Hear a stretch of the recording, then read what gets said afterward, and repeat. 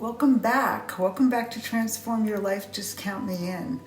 I'm your host, Sari, and I'm really thrilled that you're here today.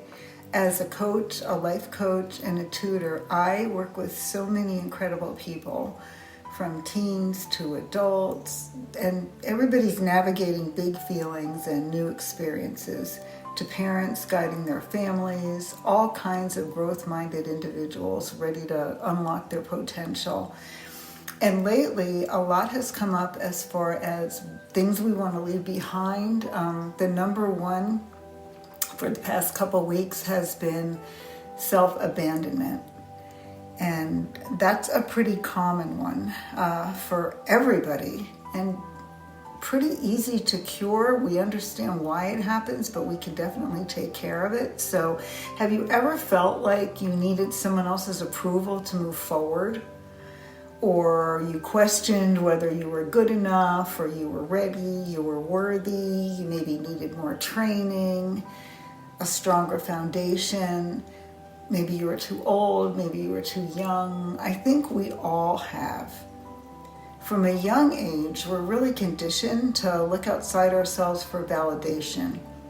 And teachers, parents, social media, test scores, they all shape our self-perception. But the truth is, you were born with absolutely everything you need. So this topic is foundational for every transformation. It's self-trust and truly taking the time to know yourself. Think about it. How often are we looking outside ourselves for answers, for validation, for what we should do? We're constantly bombarded with opinions and expectations and trends. What if the most powerful guidance you already need is inside of you? It's already there. Almost every session I had with my coach, my last coach, it ended up, trust yourself. What's guidance telling you? Trust yourself. So this is not a new topic. This has been around a long time. Actually, in the Bible, Jesus was quoted as saying, the kingdom of God is within you. And it's not really a metaphor, it's the truth. That divine intelligence is actually your inner knowing. Wayne Dyer said, you'll see it when you believe it. And actually, it's not the other way around. Belief precedes manifestation. When you believe in yourself, you actually activate your ability to co-create. Abraham Hicks reminds us, when you believe in your worthiness, you're aligned with source energy. And so many people are out of alignment just because they don't trust their worth. The quieter we become, the more we can actually hear. So there were a couple of people that I studied when I was 18, actually, and it was after I had a few times in my life where I almost gave up on a dream. And the outside noise was telling me, you are just not ready. You don't have the money for this. You don't have the credentials for this. Who do you think you are? And if that sounds familiar, I think it's familiar for a lot of people. But then I got still and I asked my soul, what do you say? The answer was really clear. I made you for this.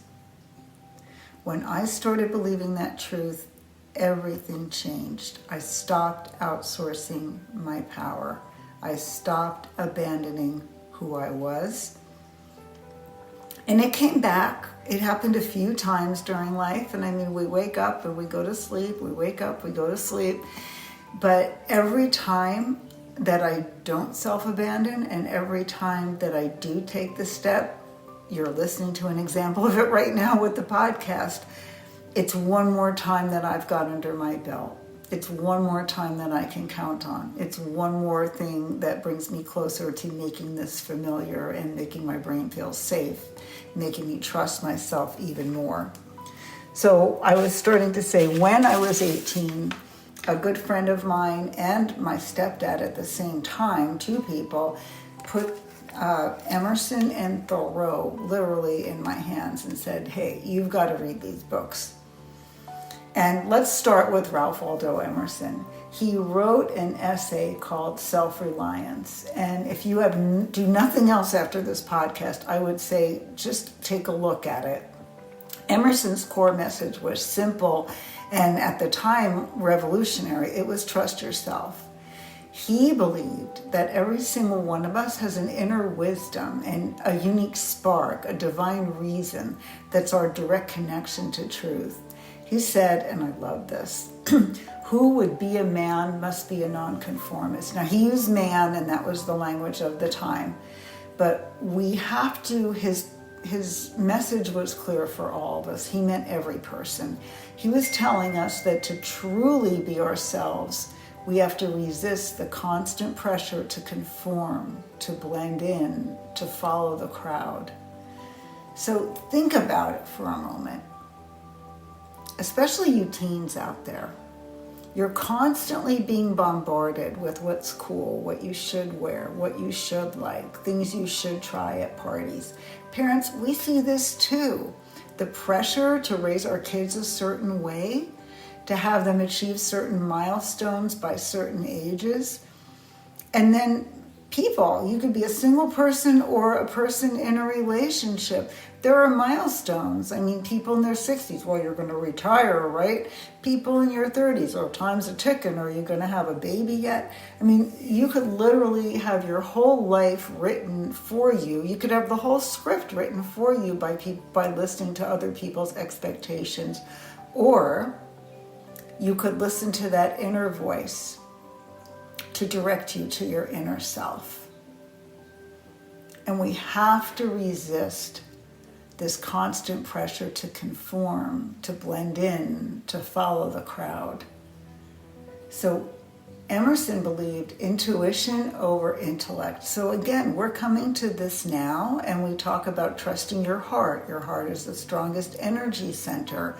Trust your heart. Your mind is good for certain things, but for the big picture, your heart and your gut have the answers.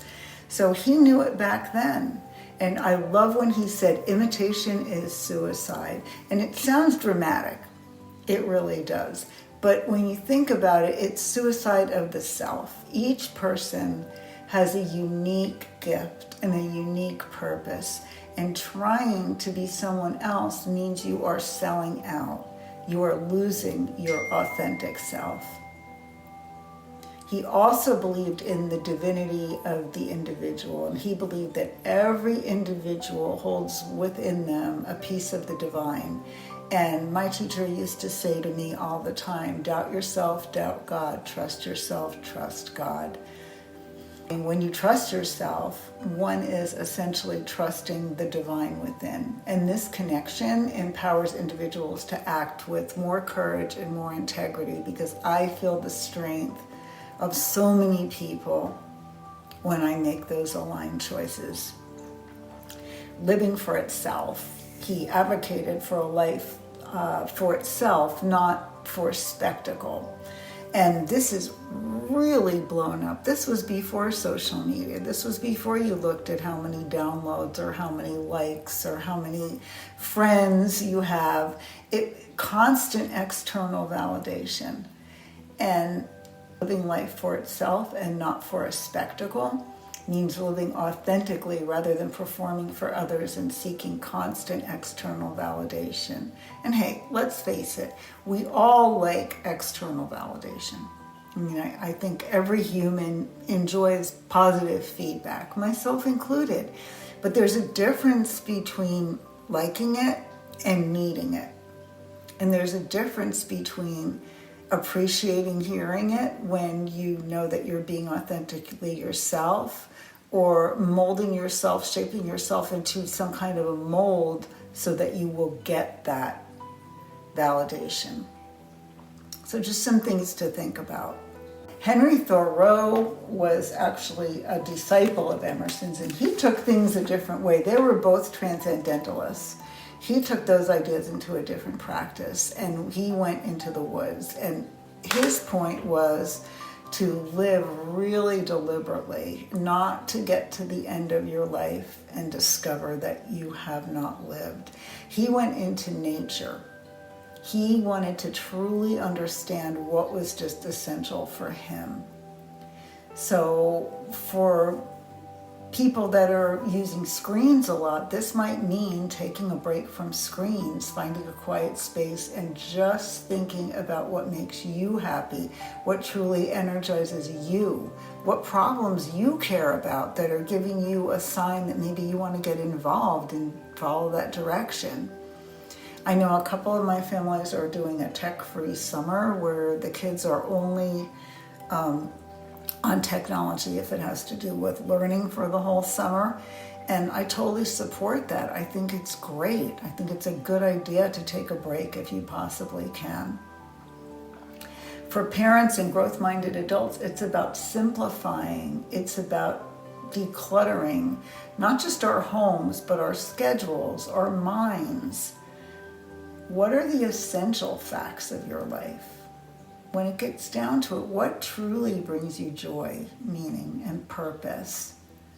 So by consciously choosing how we spend our time and energy, we get closer to knowing our true selves. This weekend, my husband and I are both very conditioned to do the things that we have to do first. And then for dessert, we get to do the things that we really want to do. And we've been trying to live a little bit more in the flow of things. And Saturday, we both woke up, we were both off, and I realized, you know what? I really didn't feel like doing what was on my list for the day. And he didn't either. And I looked at him and I said, why don't you just do what you want to do, and I'm going to do what I want to do, and, we'll meet up around dinner time. Let's just figure it out. This is new for both of us, and I think it was harder for me than it was for him because I work less hours than he does, and so I have more of the domestic responsibility. And I was thinking, man, like the house wasn't clean, the laundry was washed but dried but not put away. There was a list. There were things that normally I would get done before I would open up a book and read or write the podcast, and I didn't do that. I literally got myself an iced peppermint tea and went out in the sun and just read and did nothing for a while, for a few hours. And then by dinner time, I was like, I'm good. I've filled myself.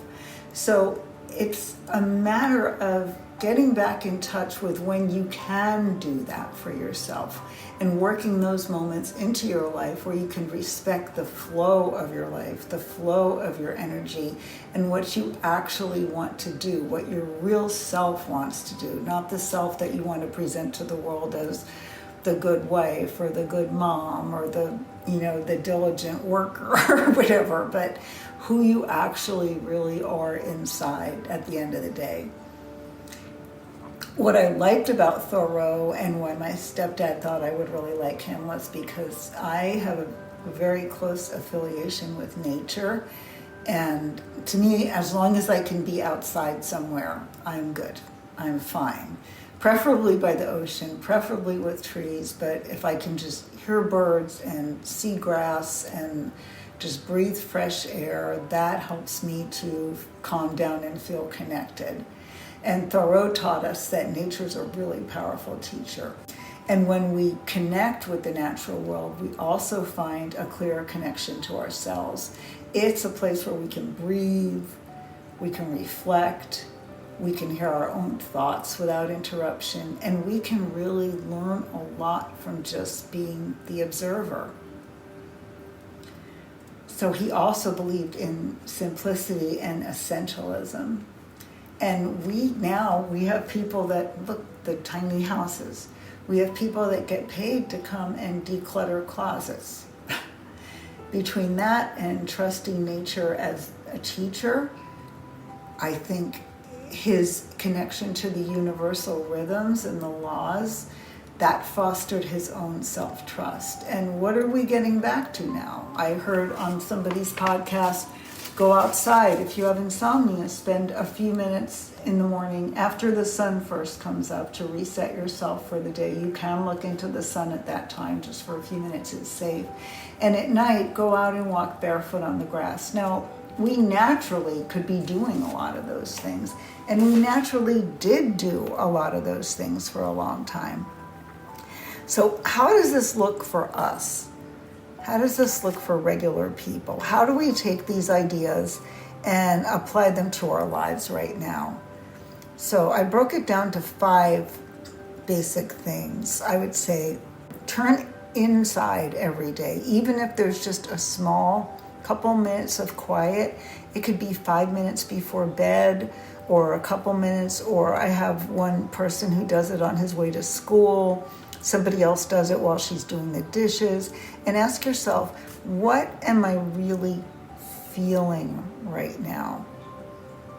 What do I truly need right now? What actually feels right for me?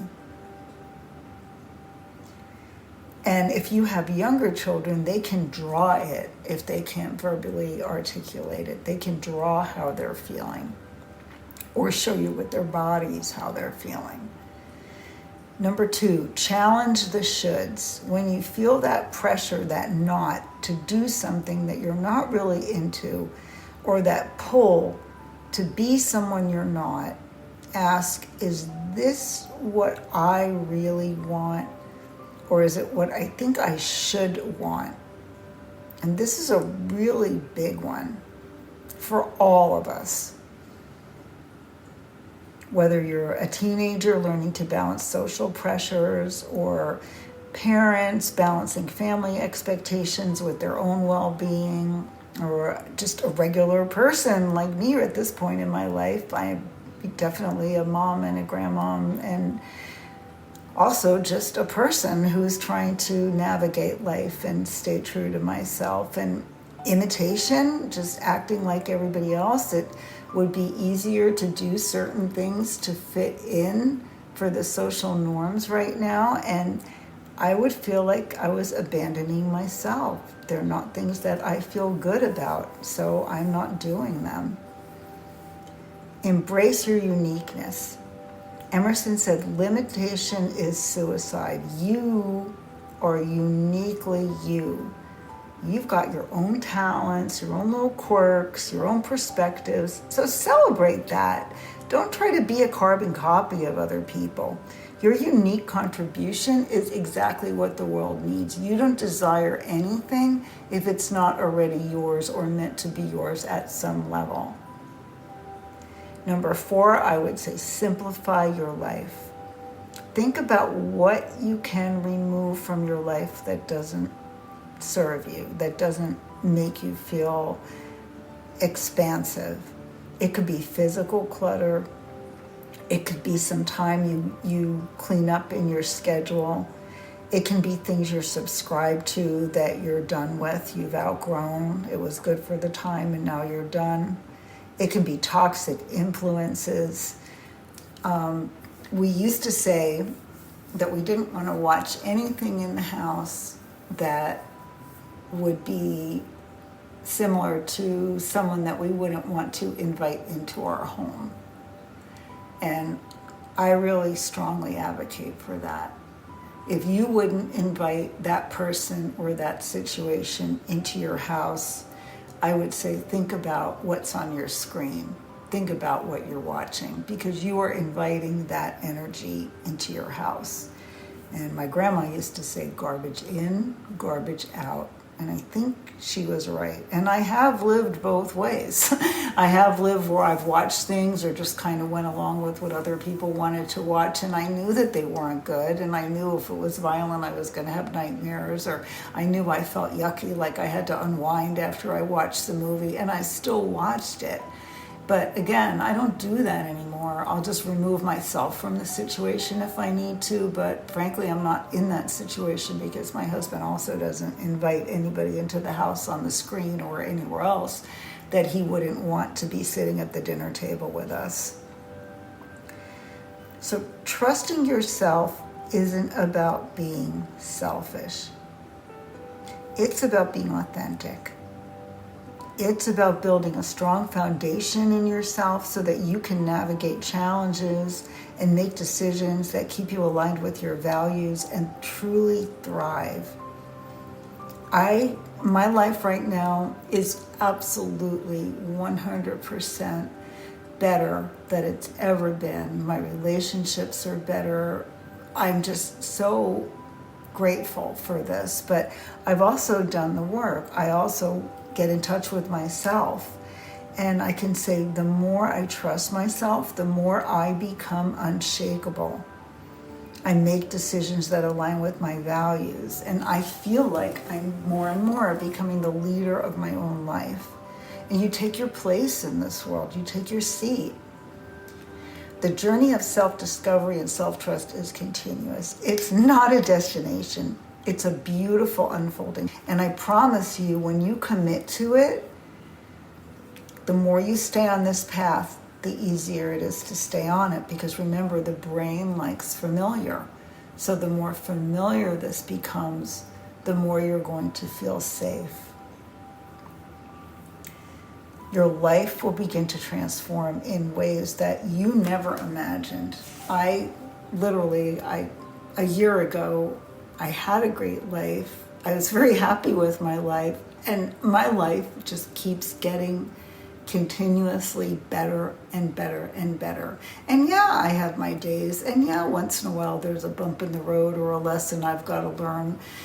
But generally speaking, when I look back on things, oh my gosh, just exponentially better, because I'm trusting myself and I'm trusting in the universe. I'm trusting in God.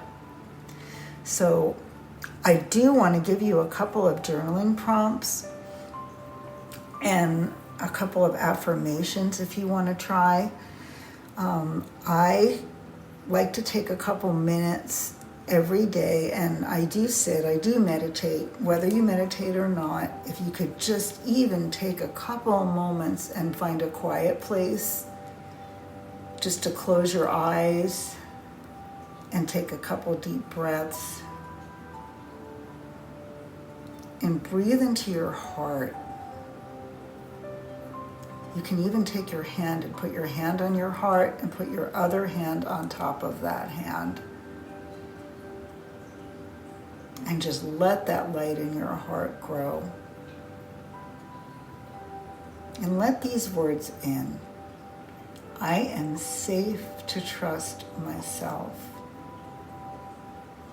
I'm guided by divine wisdom. I already am who I was created to be. I'm worthy, I'm guided, and I'm whole. And I would invite you to take out a journal and write down anything that might have come up for you when you were listening to those words. Because very often, and Michael Beckwith has people do this, it's a powerful practice. Very often when we're practicing something, we write the words down, all of a sudden, bam, you get your resistance, or you get exactly what it is you need to work on, or exactly the uninvited guest comes into your house via the voice in your head, and it gives you the guidance and sheds light on some beliefs and some mindsets that you need to shift. Some other journaling prompts that you can try are, where in my life have I handed away my power? And there was a list for me. And what did it cost me? And this is not to feel guilty. This is just to see, to articulate it, to own it. Every single thing that I've done, all my mistakes, all my screw-ups, and all the good things, I stand on all of those. They are all part of me. They're all part of who the person is that's talking right now. They made me who I am. And you need to stand on yours too. Don't hide them. Don't act like they didn't happen. Own them. realize them, and stand on them because they made you stronger, or you wouldn't have been listening for this long to this podcast. Another question, what would I do if I really trusted myself? And I mean really, really trusted yourself. What would I do? What would I do if I knew I couldn't fail? Right now. Couldn't fail. What does my inner voice even sound like? How can I tune into it more often? What is she saying right now? Sometimes the heart speaks in whispers. What limiting beliefs am I ready to just let go of today?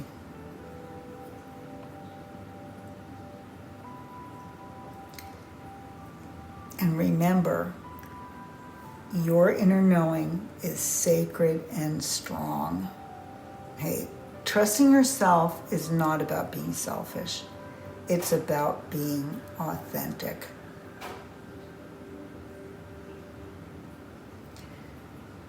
Thank you so much for joining me today. I hope that this episode inspires you to turn inward, trust your amazing self, and embrace your unique journey. Come home to yourself. You are the only one that can do it. And remember, if you have everything you need within you, just count yourself in. You're more powerful than you know, not because of what you achieved, but because of who you are. We'll be back next time with more tools and insights to help you live your most authentic and fulfilling life. Until then, stop dimming that light, be kind to yourself, trust your gut, and keep transforming. Until next time, remember, you're not alone, you're guided, and you can always count me in. If this episode resonates with you, please share it with a friend, leave a review, subscribe to the podcast, and tag me on Instagram so I can cheer you on.